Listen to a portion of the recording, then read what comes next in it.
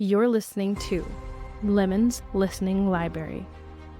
Discover the story behind the stories with unique and raw conversations from the people who make your favorite books a reality. Welcome, guys, to today's episode of Lemon's Listening Library. We are joined today by an amazing guest, which I'm super excited to introduce to you. First, just a couple housekeeping notes. We have the program still available if anyone wants to join on our Patreon to have their book or services broadcast on the show or with our groups or other social media that we have. You can join that program, help support the show, and it's a great way to get your services and books out there. So that is our housekeeping for today. I'm joined today by my amazing co-host, Kathy. Kathy, do you want to introduce yourself? Yes. Hey, y'all. My name is Kathy Ireland, and I have a passion for all kinds of romance books, but mostly via audiobooks. I listen to mostly audiobooks. I listen to pretty much any fantasy. I'll go into some dark fantasy, rom-coms, or sports romances. I'm not really into the really dark and scary stuff. So anyway, that's me. Awesome. And today we have an amazing guest today. I think you might be our first narrator that we have had on the show. Is that correct, Kathy? Yes. Yeah, that's exciting. All right, Megan, please introduce yourself to our listeners. Hi, everyone. I'm Megan Merchant. I am a voice actor and audiobook narrator. We are so excited. I think that having the narrators on the show, like me and Kathy have talked about narrators at length, and you guys are probably our favorite people in the world. Yes, absolutely. What kind of got you into narrating and wanting to do that style of art? So it's something that I've thought about for years, and I did theater and stuff like that growing up. And anytime that I read a book, I always have the voices in my head. And so I can hear the characters, and I've always loved that. And I've always liked to read out loud. And then I don't know what exactly changed, or I can guess what changed. My oldest son graduated high school in May.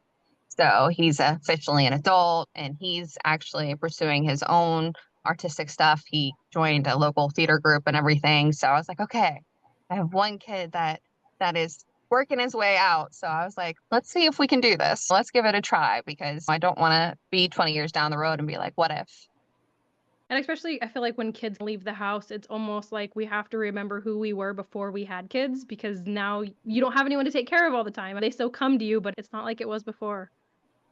He still lives here, and I'm sure it's going to be quite a while before he moves out, considering the economy and everything. But there's not as much to do now that he doesn't have to be at school every day. So it's that transition period.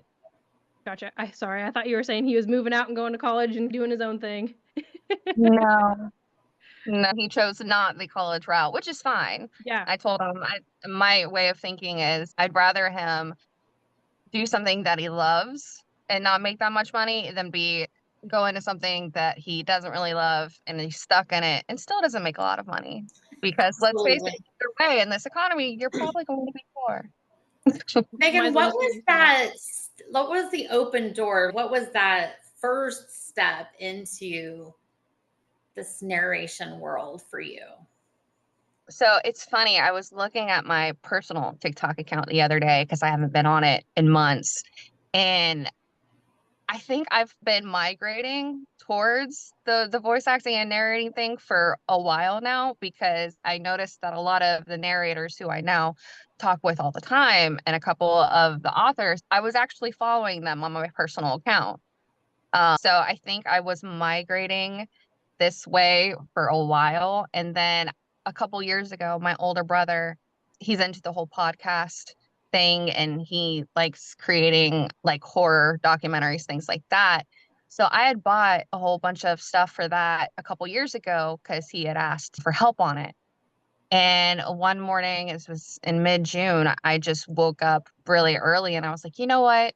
I was like, I'm going to make a TikTok account and I'm just going to post, hi, my name is so, and I'm going to start doing some stuff on here. And I just want to introduce myself.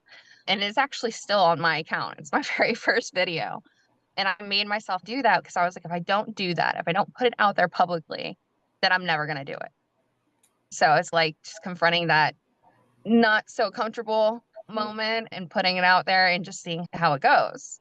Yep. And so I look back at that video I did the other day and I was like, oh, I really shouldn't have put that out there. I was like, because I didn't have a booth. I was just sitting in my room. You can hear the AC going behind me. And I was like, that sounds so horrible. But it was my first step to where I am right now. So That's awesome. And sometimes it just takes that step that we are like at the time we are doing the best that we can with what we have. AC in the background, maybe not the best quality video, but if we don't do those baby steps, we'll never get to the big stuff. yeah. Yeah. And it's awesome going back even to the beginning of my TikTok account and seeing what I sounded like back in the middle of June and even yesterday. I was like, okay, yeah, I've come quite a bit of ways in a short amount of time. Yeah, those are definitely some goals. And I feel like those are things I don't think a lot of people celebrate those kind of wins. The upgrade to the soundtrack or the upgrade to your studio and stuff like that. Take yourself out to dinner, do something, celebrate those kind of small things because a lot of us are on the grind so long to make it in what we want that it's okay. When are we going to celebrate how far we have come? Yeah. Yeah, it's not all about the end goal. It's about celebrating the baby steps, as you said, along the way. Because otherwise, you could lose your way and never get to where you originally wanted to be. Yeah, yeah. Yeah. I was thinking about that yesterday whenever I was listening to Nugget's show with all the authors and everyone on there, and I was like, I all of saw these you in people. there.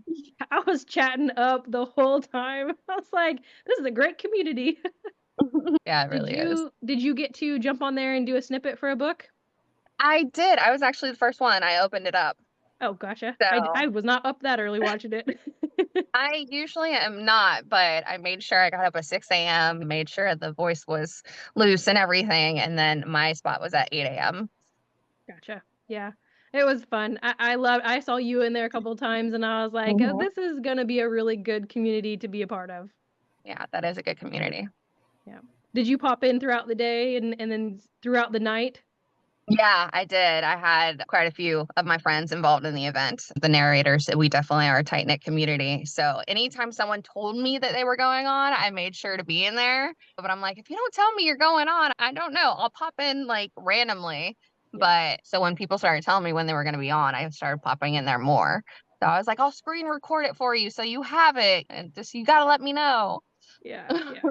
I love it. I love that. And you guys are all at such different parts of your journey too. Cause some of you guys, that was like your first time going into the narrating and reading thing. And then other ones have books and books out of their voice already. I love that you guys don't discriminate of the baby narrators and then the, the seasoned narrators.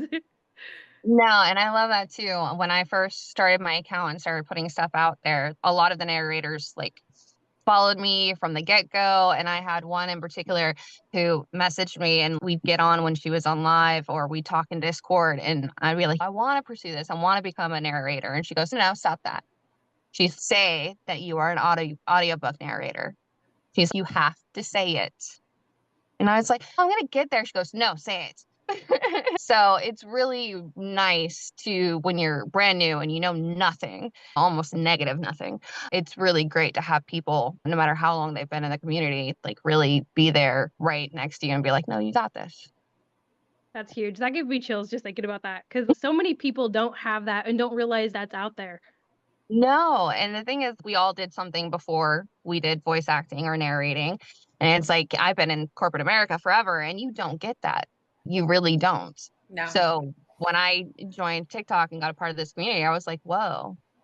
I was like, this actually happens. Yeah, no one's trying to backstab me right now. We're not competing with each other. We're lifting each other up.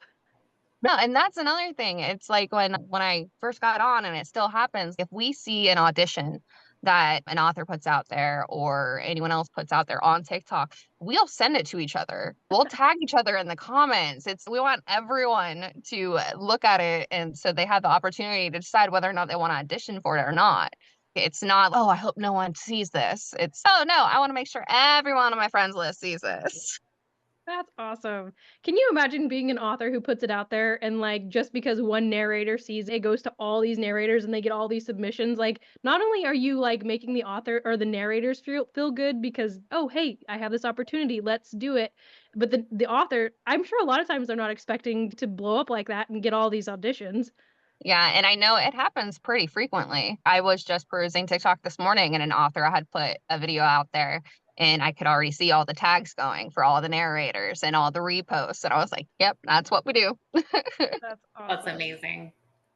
I love that. And then like whenever you get chosen, if they pick you, it's not oh they picked me because they didn't have a choice. No, they had all these amazing authors or artists submit and then they thought my voice was just for this person. That's got to be even more just that was awesome. Yeah, it's definitely one of those moments where you're like, what? What? Like you find out like you're up against all these people and a lot of the times they tend to have way more experience than you. And I've actually seen this happen to another narrator. And it's just I was what? I was competing with them and what? They just can't believe that they were even in the same realm as that other narrator. And I was like, it's not always about the experience. It's about what that author has envisioned for their character and the voice that they imagine it to be. So I was like, it's always surprising. And I've they yet. do actually have that. Like the authors have their, and I'm sure Randy has this too, has the characters are talking to them. So they have Mhm. an idea of what they want it to sound like. And Yeah, I've had authors tell me that when we're talking about their books and stuff, they're like, I have it all planned. And then my characters, they decide to rebel and they decide they want to go a completely different way when I'm writing my book. I was like, oh, so you genuinely have voices in your head. Yeah, we have people talking to us all the time. And it's not even just the voices. I have a list of if my book ever becomes a movie, who I'm gonna make it to this movie, who's gonna be the actors. We Yeah. are a lot of times we're very well rounded on the vision that we have if it ever goes big and we get to do the narration side of it and the movie side of it. Yeah. Even narrators have a version of that because I know when I'm reading manuscripts, our books are doing auditions. Oftentimes I'll be like, okay, I'll do this kind of voice or this kind of voice. But when I get into actually reading it, something else will just automatically pop out. And it's like, oh, okay. And it goes with how I perceive the scene and the characters going. So I think everyone that's involved in this community has something akin to the same thing going on. You have a background in theater, right? Yes. Do you feel like that is any of your training from that kind of coming through? Yeah, definitely. I don't know if I would be as expressive as I am when I'm doing some of the pieces or when I get feedback from authors. Like when I'm doing a funny scene, I did one for an author the other day, which was like a dreamscape scene.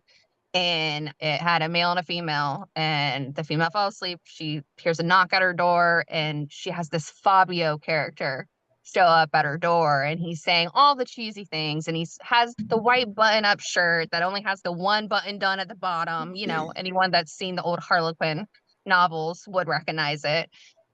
And I sent her a version of the scene that I had recorded. She goes, "This," she's like, "You're awesome, but this sounds like this is actually happening." And she's, "I really need him to be more like a caricature, really just out there with how he's delivering his lines." And I was like, okay. So I went back and I just did the most exaggerated, not so much goofy, but just out there kind of version of those lines that he could possibly have. And I sent it to her and she's like, oh my God, this is so great. This is exactly it. It's so ridiculous that it works. So I think definitely having the theater background makes me not afraid to go from one way of doing something to trying something completely off the wall and different. With the critique and stuff like that, I imagine some narrators could probably get a critique like that and it could deflate them. And so their next take might not be as passionate about it. But I imagine with theater, I'm sure you're probably used to being critiqued, especially if you have a teacher who's critiquing everything you do, that Mhm. it's this is nothing. This is just helpful to me and this means I can do it exactly how they envision. Yeah, and it's very easy to get disheartened and take that feedback critically and internalize it and make yourself feel bad about it. But one thing that I find, at least for me, is to not really look at it as a critique, look at it as that is feedback. You have to understand when you're a narrator and you're working with authors, it's like this is like their world that they created. These are their characters, it's their babies.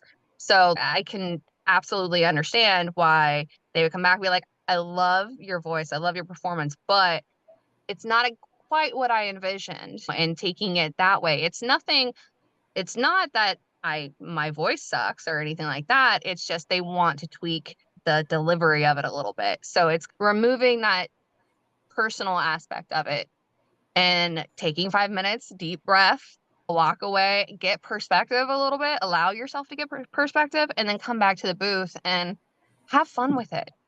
Like, I can't, that one scene specifically, I'm like, I can't tell you. I wish I saved all the outtakes from it because I made myself laugh so hard doing this ridiculous voice so many times, but it was fun. Once you allow yourself not to take it personally, it is really fun. And maybe not taking yourself so seriously. Just have fun. Just go in here and do your thing.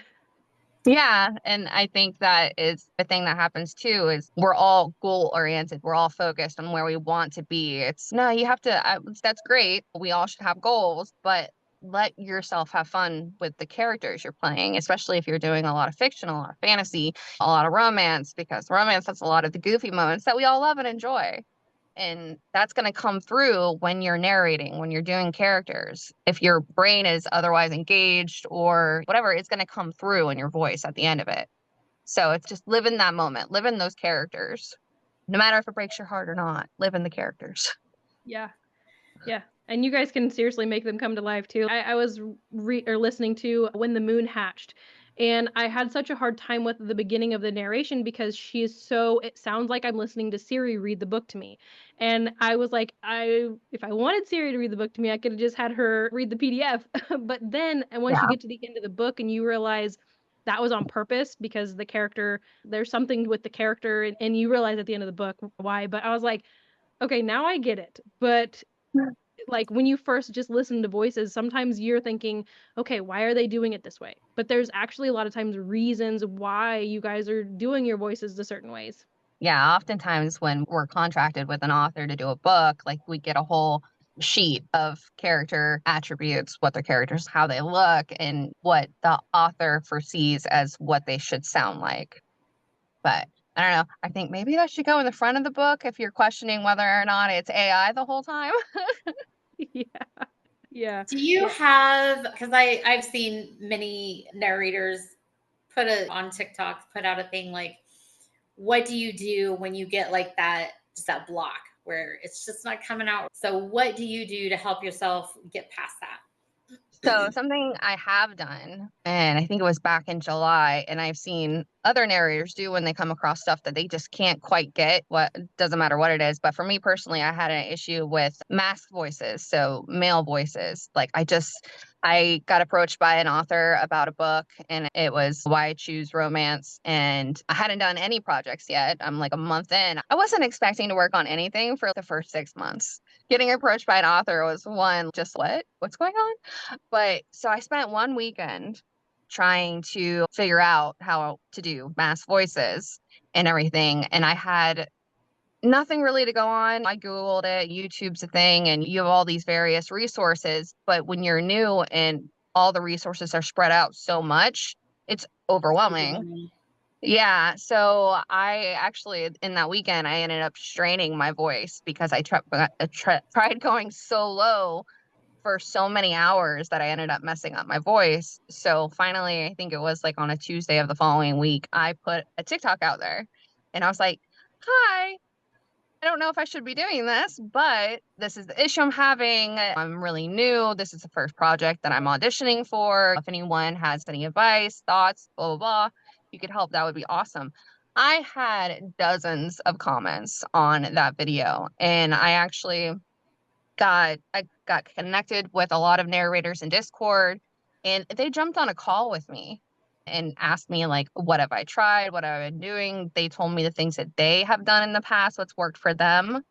And so they were just all about just meeting up with me and just discussing it. And the first narrator that I hopped on with, she just kept inviting other narrators in. Oh, this person's on, let's bring them in here. And then other people said, hey, I'm available on this date if you want to meet up and discuss. So To me, it's if you have exhausted all your resources or you don't know where to go for resources, and I said this in a panel interview I had the other day, reach out to your community. Like they are more than happy to discuss and give you tips and tricks. And we don't really keep secrets in that regard in this community. And I love that. That's awesome. That is awesome.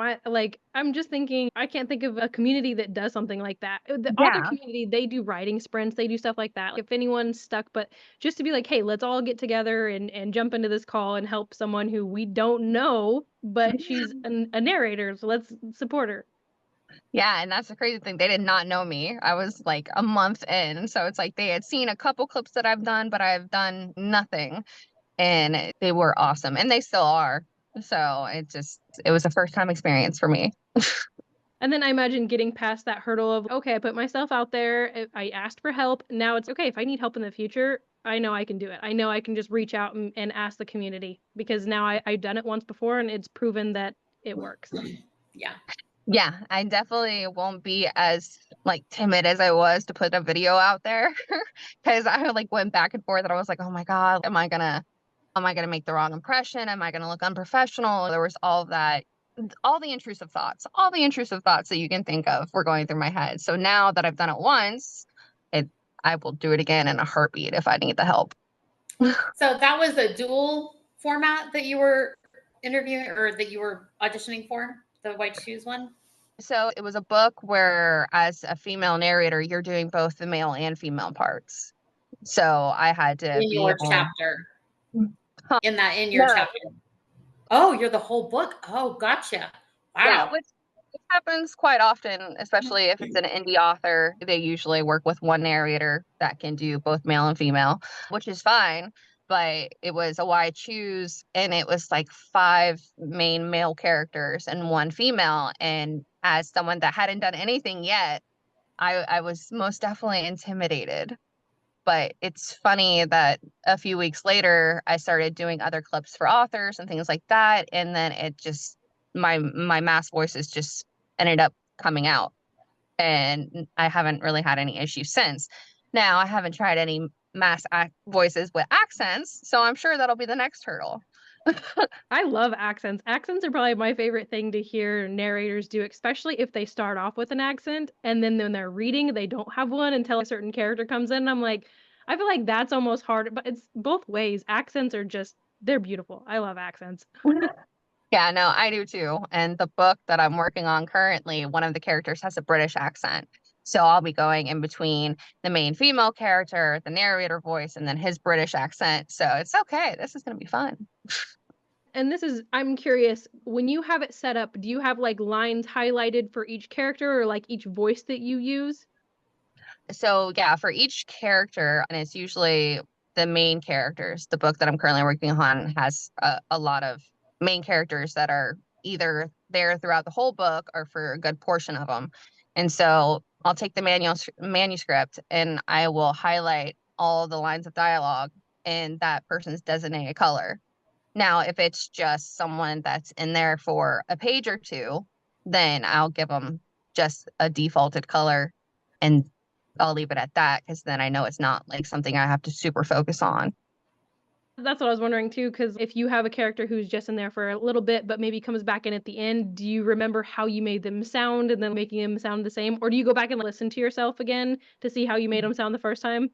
Yeah, so I'll often go back and re-listen to whatever chapter they were in, and that way, and I'll start reading along with it. That way I can ease in to the voice, and then I'll start recording the new section. That's smart.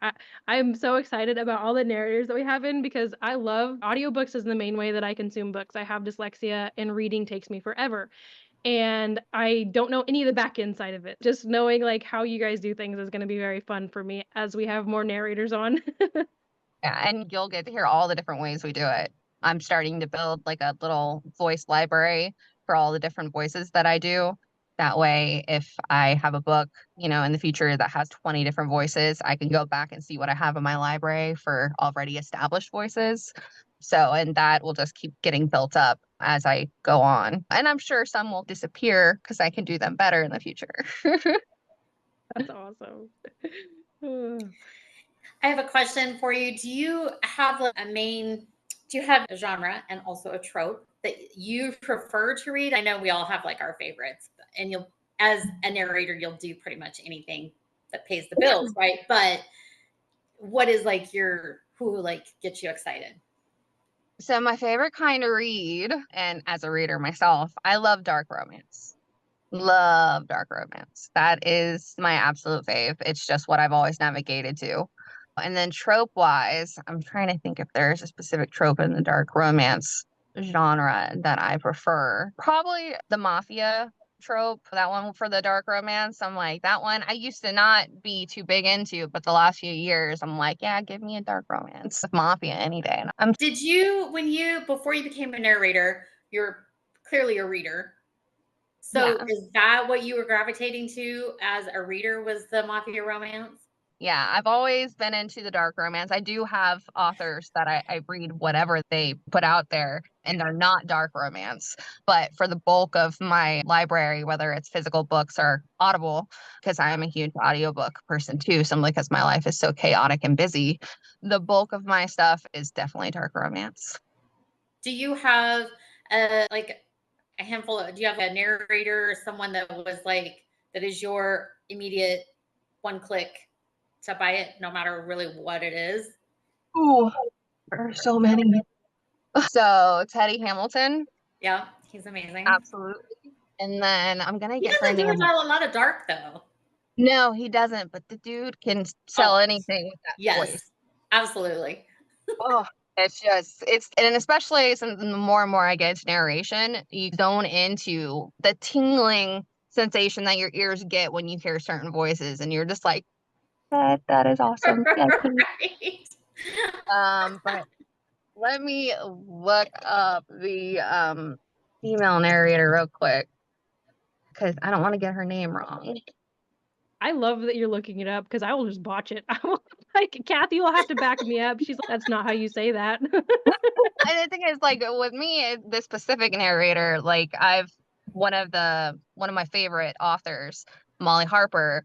It's the narrator that she uses for all of her books, and I love her voice and I love her sass, and I love what she does with her characters. So the narrator is Amanda Ronconi, and I love her voice.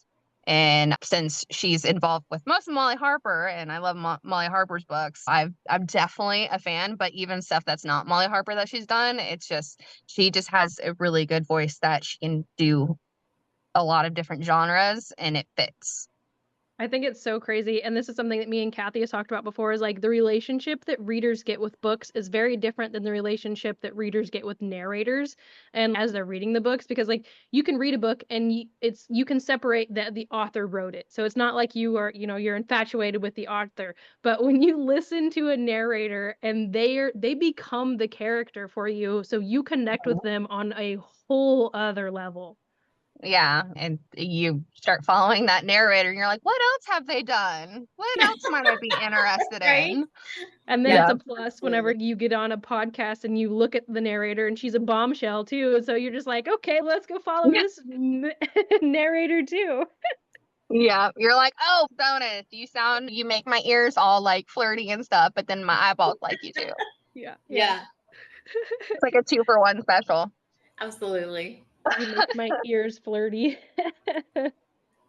Yeah, there's just something about voices, especially the more I get into this, that I'm like, I finally understand why people are like, okay, you could just read the ingredients on a box, Oatmeal, and I yeah. just be enthralled. I'm like, I used to not understand that years ago, but I don't know if it's the older I get, so the more appreciation I have for a good voice, or because I'm officially into this, but I'm like, Well, and I think too, it's yes to all of that, but I also think that it's a deeper appreciation for the craft of everything that goes into it. The health diet program that you have to be on to keep your voice healthy. You have to keep yourself in good shape, that you have to protect your voice, and you do this and you do that. So you have to drink your to water. a respect and an appreciation for the craft itself, when you have a good narrator that you're like, holy fuck, that person is so good.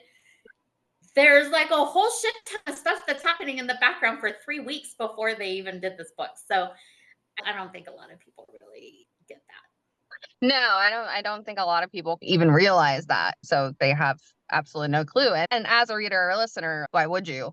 But Right. when someone brings it up and you start listening, you're like, "What? You do what? You haven't had milk in 20 years? What are you talking about?"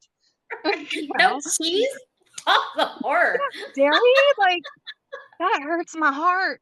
Hurts my heart.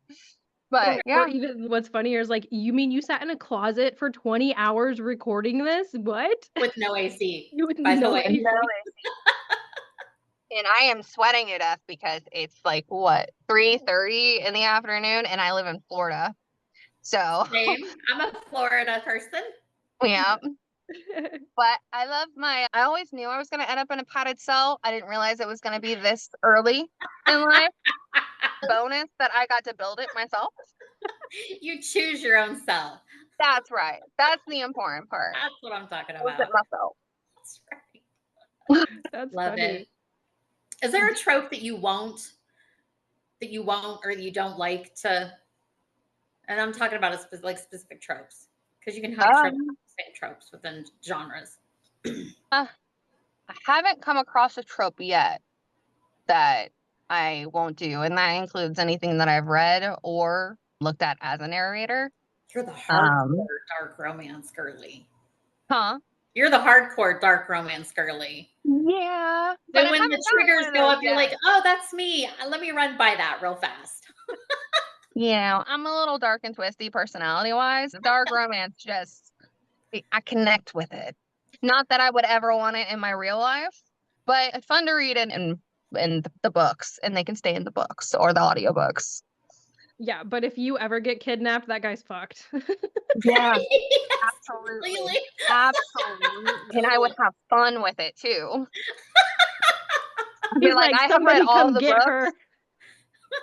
I've read all the books, so I know all the ways not to get caught and have fun while doing it. Yeah, I had to say that. I love it. You need an ice cream scoop. Mm. You know what I'm talking? Have Well, you read that book? Did you listen it's to it? huh? Butcher and Blackbird. Did you listen to that?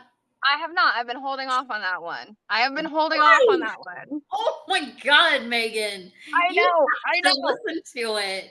I The know. hell? I've been holding off on that one. I really have. I can't say exactly why, but I have been. And now the second one just came out. Yeah, Leather Leather and and Mark. Heart.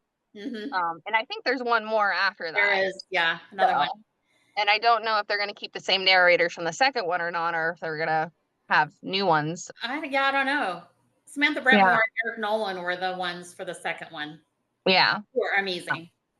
Yeah. And I've listened to Eric Nolan and other projects that he's done. He definitely, come on, he has an Irish voice. Who Right? cannot love that? Exactly. I agree. But I'm not a huge dark romance person, especially I don't mind dark romance, like fucked up, crazy, kinky shit. That's fine. But like scary stuff, that's not me. I don't read that shit. Yeah. No.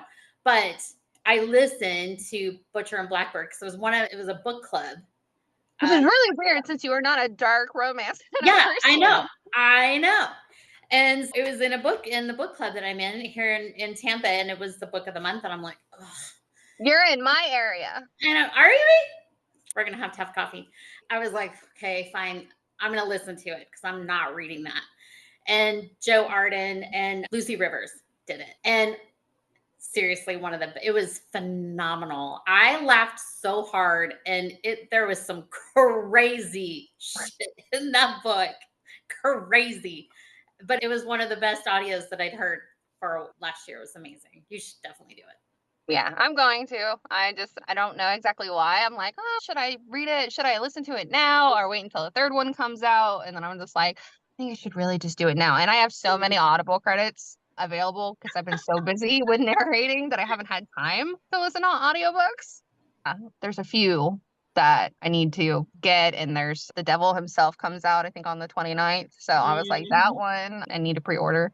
I have a list. I have a TBR. What is it? I TBA? do. To be audible? You listen TBL? to. Yep. Usually I'm good at keeping like my to be read or to be listened to list like very short because like I get a credit every month from Audible, so I'm good. But I have been so busy with life and everything that I like have 4 or 5 credits like just sitting out there. I was like, I really need to use those. Do you know about Chirp? Do you use Chirp? It's a website, and all you buy, and you buy them. He's like, They go, are I'm looking yours. right now. They are yours.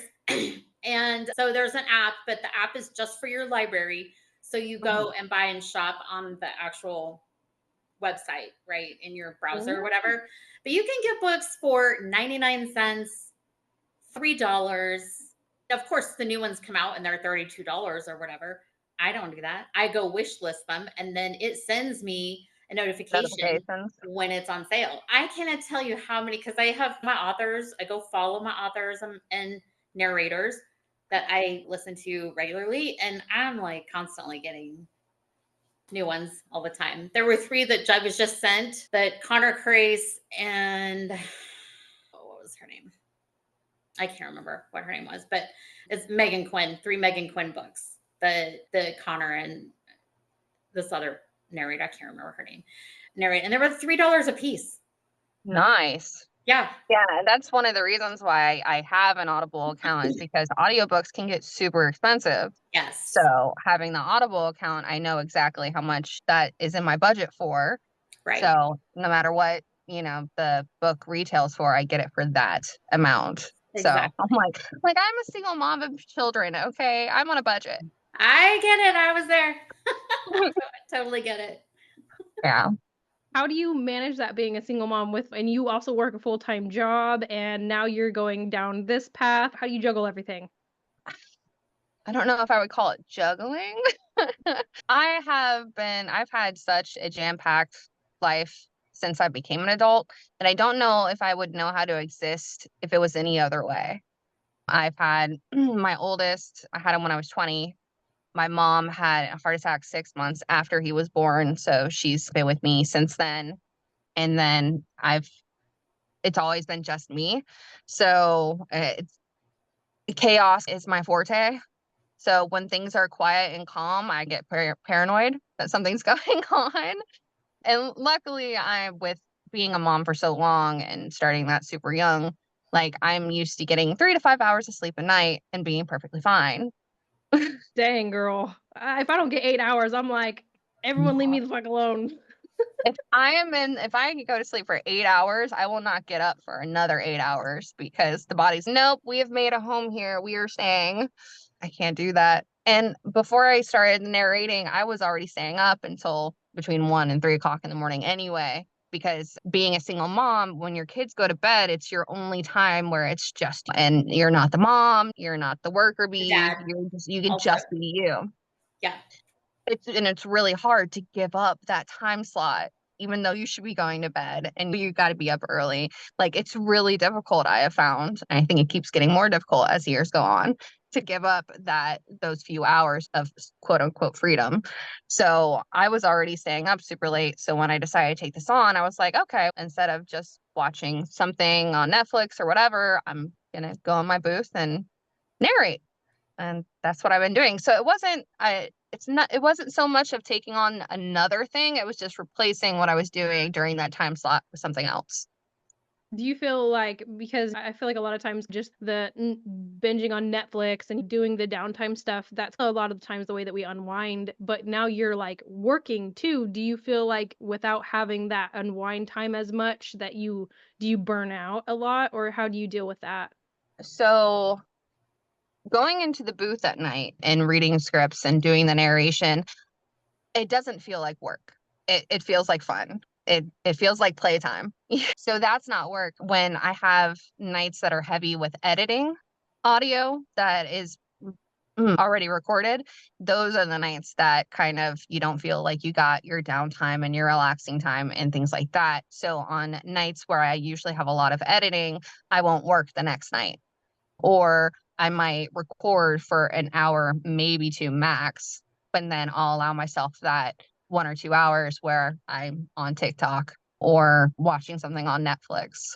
But yeah, it's definitely keeping a balance. And since narrators, it's all about preserving the voice and everything, you have to constantly check in with your vocals and see how they're doing, see if maybe your lack of sleep is starting to affect your vocals, and see where you stand all the time on that. So it's being hyper vigilant on that kind of stuff and really having that internal conversation with yourself, especially to listen to yourself, that you need to take the night off.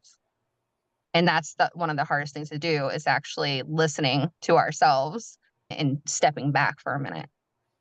Without shaming yourself too. I imagine there's like the Yeah. piece of like beating yourself up when you're not doing it.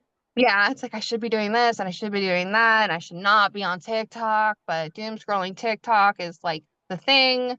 So yeah, I definitely still have those moments, but then I just look at all the stuff that I've done that week and I'm like, okay. And I usually accomplish a lot more in the week than I originally had planned. But even if that's not the case, I'm human. I'm allowed to take a moment. I'm allowed to take a breath. So yeah, my brain is the biggest jerk out of everyone.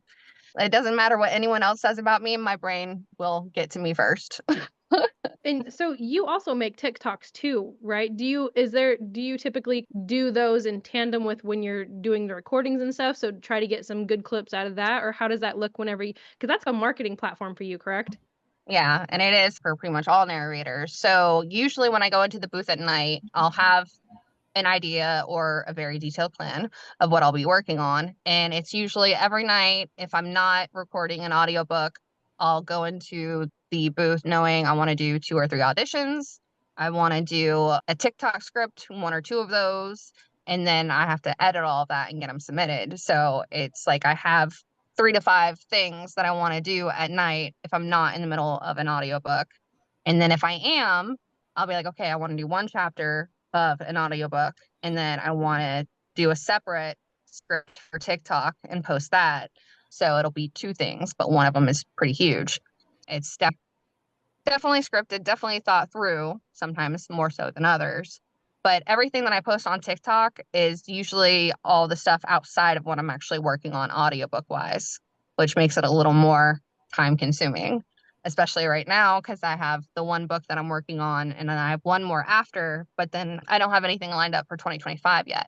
With TikTok, it's finding stuff that I like that I can voice and do little snippets of and post so I can keep my voice out there for potentially working with authors and other companies. Do you go in and go to ACX or AXC? Which one is that? AXC? Yeah. And just go through there and submit, or did they typically come to you based off of your marketing on TikTok? So most of the time for ACX, I'll go on there and it's something I check once a day, if not 6 times a day, depending if I find something. But new books are always being added to ACX. So it's like I'll check in the morning, and if there's 1 or 2 things that I like, then I won't check it again until like I'm in the booth that night. But if I'm not seeing anything come through, then I'll check it several times a day. And so for the majority of stuff that I've submitted through ACX, it's just me seeing the book, being interested in it, auditioning and submitting it. But the second book that I got a contract on, the author actually reached out to me because he liked the demos that I had on ACX. So that's happened once. I'm hoping it happens more often in the future. It just has to happen once, and then it just is going to snowball from there. Yeah. But I've had a couple authors and a couple of the snippets that I have on TikTok, you'll see their books where they've reached out and they're like, oh my God, I love your voice. Like my character and your voice, like that's what I hear. And we've had discussions about working together possibly in the future, but their books were coming out. And I was like, if you want, you can send me 1 or 2 snippets and I'll do a quick video for TikTok to help you with your marketing because it helps them with their book, but it also helps me get something to post on TikTok. So it's mutually beneficial. And if I can help my indie author get more exposure and get more pre-sales and stuff, then I will do that all day long. I love that. Now, as you've been going through this, you started off in June. Is that what you said? Yeah. And then you set up your sound booth. How did that go? Were you YouTubing things? Yeah, I definitely was. And I was searching on TikTok sound booths and everything. And of course, you see the pretty $5,000 sound booths that people have. And I'm just like, that is going to be a long, long time down the road. That's not going to happen. And I've seen people that have converted sheds into sound booths, which is a super cute idea. I don't have a shed, so I couldn't do that. So it was definitely, I started out with, and my sound booth is actually in my bedroom. It's in one of the corners. So the corner of the room is two of the walls. And then I had ordered soundproof curtains from Amazon. So originally, that's all it was, like a box area, a 4x4 box area that had curtains on two sides of it. And that was it. That was all the soundproofing that I had.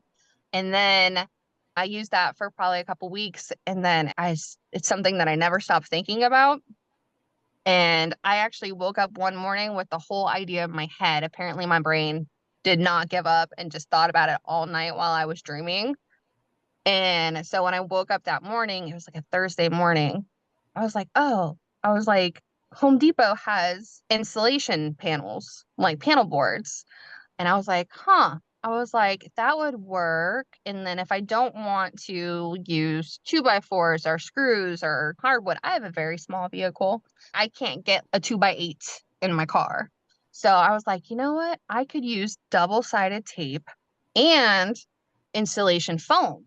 So put everything together and let it stay and it not do permanent damage to my floors, my ceilings, things like that. So I had this whole idea in my head and everything, picked everything up on that Friday. And by Saturday night, I had it completely erected and up in my room and everything. So it's literally 4 8-foot installation wall panels. And then I have the soundproof little squares that you see everyone has on the inside. And then I have the moving blankets also as well. So it's a lot of layers. But yeah, it's all done with those panels, double-sided tape, and styrofoam or insulation foam. So it works pretty decently. My mom, she's so funny. She was wondering, or not wandering around the house, but she was walking around the house and my door was open and she's, what is this? I was like, Amazing. I'm making a cell. I'm making a cell. I need my own little, I'm putting myself in the corner. She's like, I used to do that too when you were a kid. You didn't like it then. Yeah, and now I'm like, okay, no people, I will put myself in here willingly. That's funny. So, with you going into, nope, that question's gone.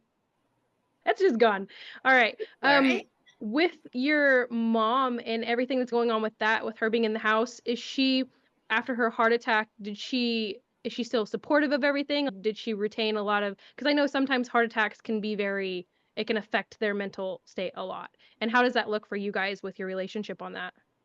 She didn't have a lot of damage after her heart attack. It's just she couldn't really, for one, where she was living at that time, it was like 45 minutes away from where I lived, and I didn't want her to be that far away from family. So I just moved her in. But it's been hard since then, and she has a lot of other medical issues to where it's just hard for her to do the full-time job thing and to full support herself on her own. She's just been with me since back then, and it works because she's retired now, but she was able to work part-time. But she also, of course, helped me out with my kids because having two kids and paying daycare on one income is always difficult. So it was definitely mutually beneficial. And now she's retired and she gets visits from all the grandkids. I think she has 16 of them now. So my house is where everyone kind of navigates with all the kiddos. So yeah, and she's very supportive of all the things that she does. And the older I get, the more I learn about the things that she did as a young adult. Like she used to DJ back in the 70s and she used to do all kinds of crazy things like I would have never thought she did. And I'm just like, you did what? Are those I'm like, conversations that have been brought up because you are going to her about your narration and stuff? yeah, she told me about being a DJ and then she did some other radio stuff and I'm just like, okay, at least now I know where I get it from. I'm like, because I was seriously wondering. I was like, I knew it wasn't my dad because he was very a staunch business person, not the creative type at all whatsoever. So I was like, it had to come from the Irish side of the family. So That's a really good point to bring up, the business side of narration. Are you getting guidance on that? And is that like, how are you coping with that? yeah, so doing the narration, of course, is the only thing that I was focused on when I decided to go ahead and give it a try because You don't know what you don't know. And that's what you're thinking about when you're like, oh, I want to do this. And so with that guidance, I'm not really getting pointed guidance, but it's like ACX provides information for the narration side of stuff when it comes to contracts. And you can also look at the information they provide to authors as well. And I've had those conversations with other narrators, like, what contracts do you use? Did you hire an attorney to make up a contract? Did you use a Google Doc? Like, what's the norm? Because when you get into it, you have no idea what the norm is. So it's not so much guidance, it's just what everyone else has done in the past, what's worked for them. And then, of course, people form LLCs. And, when you form an LLC, when you're a voice actor, and, all the things that you can do as a write off because it's a business expense. And I was like, okay, I have to figure out how to do that by the end of this year. Because, of course, the first year narration, you're putting a lot more money into it than what you're going to get back, especially since I didn't even start this until the middle of June. And knowing that, I'm assuming from what I've been told by other people, an LLC is something that's helpful when it comes to doing your taxes and stuff. So I was like, okay, I really don't want to deal with that at all whatsoever. It's a painful thought. But so I'm figuring out as I go, along with taking into consideration what others have done before me. That's a good question. And it's a good thing to think about too. That's the same thing with authors. We just want to do our craft. And then Yeah. there's also a business side to it that's no one wants to look behind that door. No one wants to deal with that. We just want to No. write, and can someone else please come open this closet? Yeah. And that goes hand in hand along with the marketing aspects, right? Because I've had so many conversations with authors. They're like, I really suck at marketing. I am not good at it. I don't know what to do. Or I'm awkward about it. I was like, I feel you. Like, I get that so much because it's the clips that I put on TikTok. I really wish I didn't have to worry about putting a new clip out every day, but you have to, so your account stays in people's faces, so to speak. And that's the tedious part to me. I like being on TikTok. I like the snippets that I do for authors, especially when it helps them do their marketing and promotes them. I like that. I don't like spending hours going through trying to find little snippets of things that I identify What's with and think will trending make. and Yeah, I really don't like looking at things that are trending. I am not that person yeah. at all. Yep. But so it's the marketing, I think, is the thing that I detest the most so far.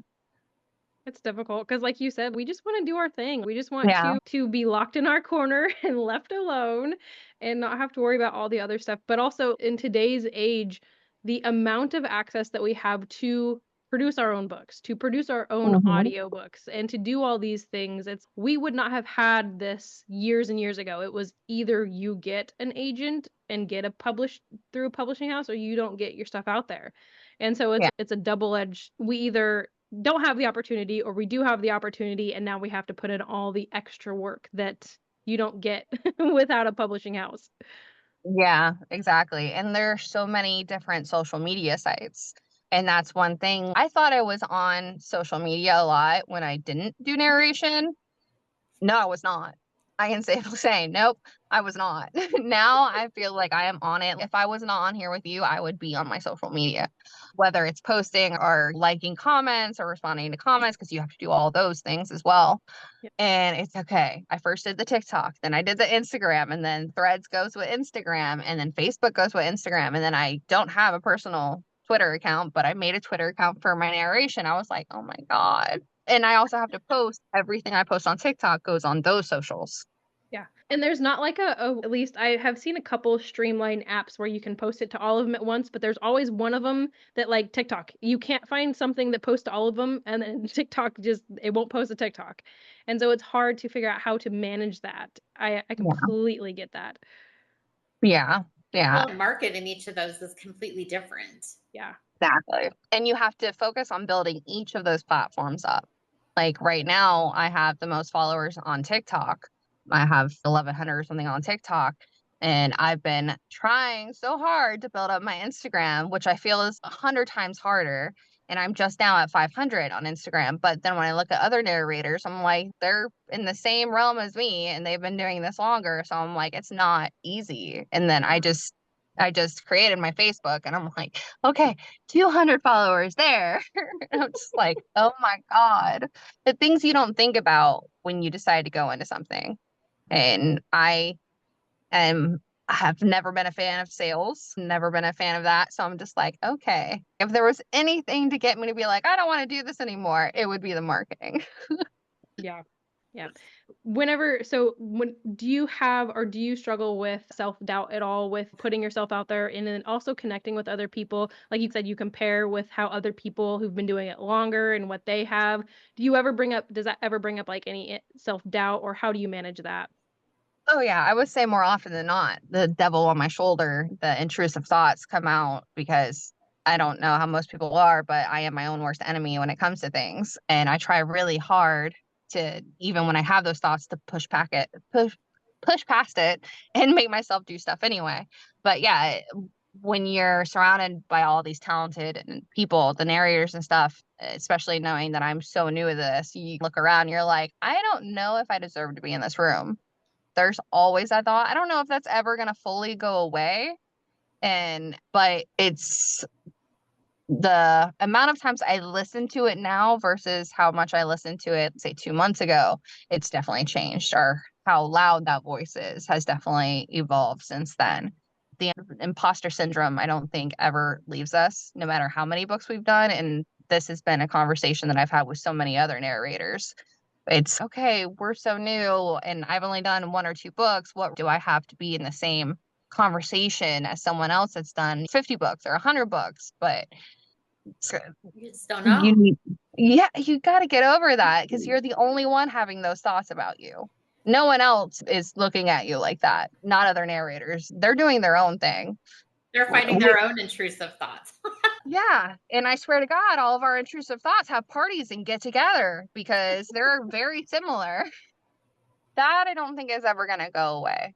It's just the not giving in to those intrusive thoughts is what I prefer to focus on. And I focus on getting better and better at that as time goes on. Yeah, and just like building that belief system of the more you work in this realm and the more you put out there and the more you do, it's going to just reinforce your belief that yes, I am a narrator. Yes, this is what I'm going to be doing. Do you have goals, or I imagine you probably have aspirations to make this a full-time thing, right? Yeah, so that would definitely be end goal for me. I would love to be a voice actor, narrator full time, whether that's doing audiobooks or going and doing stuff for games or comics, things like that. I would 100% prefer to do this craft 100% of the time. And that way I could forego the corporate America aspect of life. So that is definitely end goal. That if that happens, that'll take a while, but that's what I'm working towards. So, what projects are you working on right now? Is there anything that you have specific that you're working on currently? Yeah, so right now I'm in the middle of producing a sci-fi dystopian book for R.J. Lloyd. I have to make sure I say her name correctly because apparently I like to invert the 2 letters of her first name. R.J. Lloyd, it's a book called Immersion, and it's this dystopian sci-fi book where the world is so messed up and everything is so chaotic that people are escaping or taking an escape into a VR game. And the more and more they use the VR game, it traps them in that VR realm. And people are dying from it and everything like that. And so it's the whole battle against the big tech companies and claiming back everyone's life and taking down the bad guys. And it's such a good book. And so I'm really enjoying that one. So that's my current project that I'm working on. Nice. Do you have anything lined up? You said you had another one, correct, for the end of this year? Yeah, so I have one right after that one. I haven't asked if I can say the name or anything, Yeah. but it's a historical romance, which is so opposite from my first project that I'm working on. But I love that. So it's more of the refined aspect of things and the British stuff and everything. And I'm looking forward to that one. And it's half the time of my first project. So that one I'm looking forward to it because I'm such a history person. So I'm like, historical romances definitely have a soft spot. I have multiple personality disorder because I'm like, I can do the super dark romance, I can do the historical. Give me a good hockey romance, and I'm there. So yeah, but that one I'm looking forward to. I'm still trying to get stuff lined up for next year, but so far those are the two things that I have going on. I love that. Yeah, having the different personalities and the different facets. I feel like it's not really personality disorder. I think it's just finally we're like not shaming our inner child. A lot of us are just finally, okay, I can like this stuff and I can like that stuff. And I don't have to just be the cowgirl or I don't have to just be the skater kid. I can do all of it. I can be a little bit of everything. Yeah. Yeah. Pretty sure there's no way that I could just be one thing. I would get bored. Pretty sure I have some version of ADHD. I think that's becoming a trend that we've noticed. It People. helps. Having so many different varied interests, I think really helps in being a narrator because it's stuff that you've been interested in a long time or you've read about or you're curious about in one way, shape, or form or another. So it's something foundation wise to bounce off of when you do the different projects. I can do the sexy and sultry character all day long, but I can also do the girl next door. So I like that. Yeah. I definitely say I enjoy and I found you through TikTok and I enjoy scrolling through and seeing your different personality personas that you do on there. And I think the one that just jumps out to me the most was where you're like, eyes up here, and you're like getting them to look at you and stuff. And I was like, oh damn. Yeah, I've done a couple like that. And I started doing those because I was like, I started seeing a trend in the stuff that I was getting. And I was like, I want to do the sultry and the dark romance and stuff like that. And I was like, but to do that, I have to prove that I can do that kind of stuff.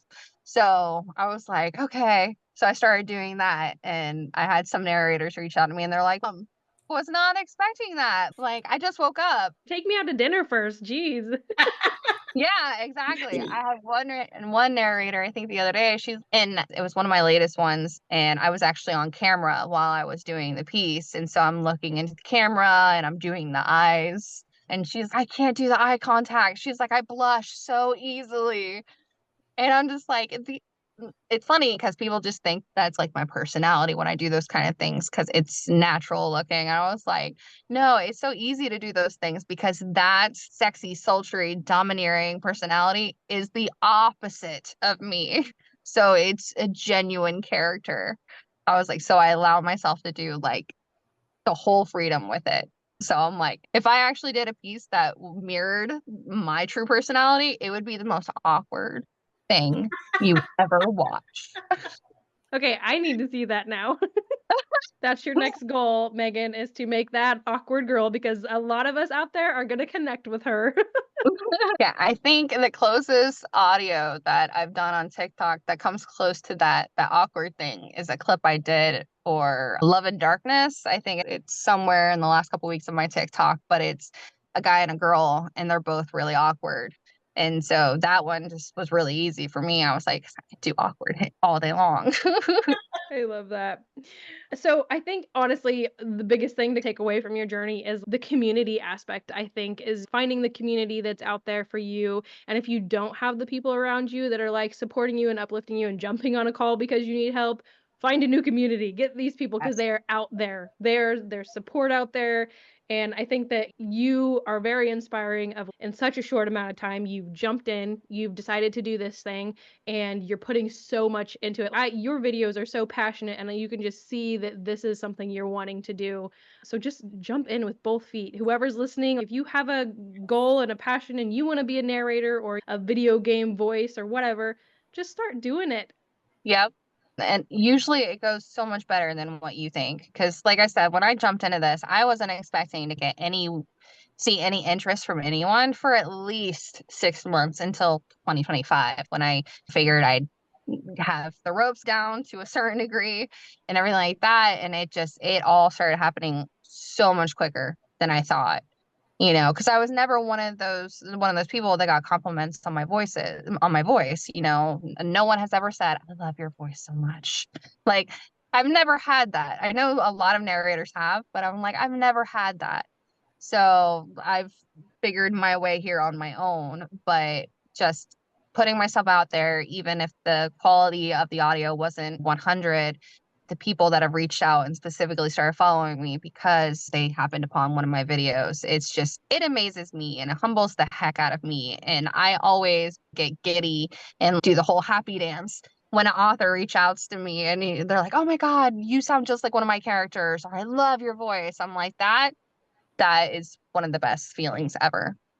Yeah. And I think that's another piece too, is like writing books and being an author, that has just exploded in the past couple years. So a narration and being a narrator, that is also going to, as these new writers realize that's an avenue that they can market their book and start getting into it, that's exploding as well. Mhm. If it's something that anyone has thought about in the past, do it now, because the book world is just blowing up. It's becoming a whole new thing, and it's awesome to watch it evolve.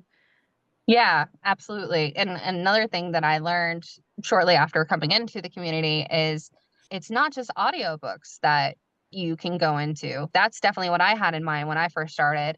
But then I started having people send me stuff that was for a comic or a video game. And I saw other narrators that were doing audiobooks just like me doing the auditions for them. So I didn't even think about those other avenues, those other branches of voice acting. So I've even done those auditions and I'm like, that would be great if I could branch out that way too, because it looks so much fun. Like it looks like just, it would be a ball.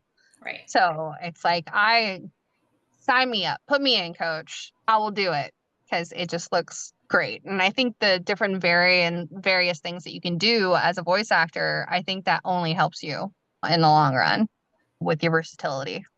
Yeah. And what me and Kathy were talking about earlier before we jumped on the call is the authors who are hesitant on doing the narration thing or jumping into it. There's so many different ways that you can do that. And it's not always necessarily a lot of money, especially with AXC. I know I did that backwards again, didn't I? ACX. Yeah. Yeah. Dyslexia. Oh my God, it's so great. You can do where you can sign up to that, and it's not something upfront, but anything you sell, the narrator gets a percentage of. So it doesn't always have to be this huge price point that you do. But like we were talking about earlier, book cover reveals, that's a huge marketing strategy. Narrator reveals, I didn't even think about it, but that's a huge marketing thing. Hey everyone, I have signed with my narrator. We've got everything set up. Stay tuned to figure out who it is. And then people just have their favorites and then get excited whenever they see them signing on new books and stuff. Well, because Yeah. those releases are often two different, not many release their book as well as the audiobook at the same time. So the fan base grows. Huge expense, and yeah, getting all that, making sure that you have the narrators booked in that ahead of time for that time frame of the release. And yeah, so it's like a second push on your book that if you do Yeah. the narrator reveal down the way, it's a whole new second push for your book.